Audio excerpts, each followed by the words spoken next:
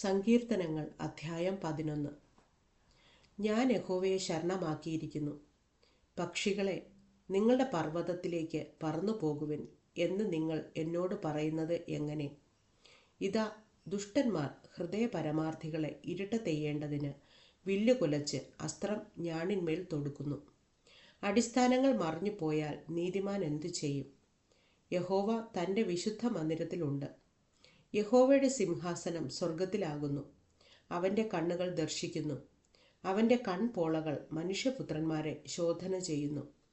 യഹോവ നീതിമാനെ ശോധന ചെയ്യുന്നു.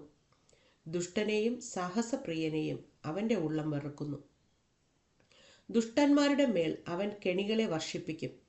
തീയും ഗന്ധകവും ഉഷ്ണക്കാറ്റും അവരുടെ പാനപാത്രത്തിലെ ഓഹരിയായിരിക്കും. യഹോവ നീതിമാൻ, അവൻ നീതിയെ ഇഷ്ടപ്പെടുന്നു. നേരുള്ളവർ അവൻ്റെ മുഖം കാണും.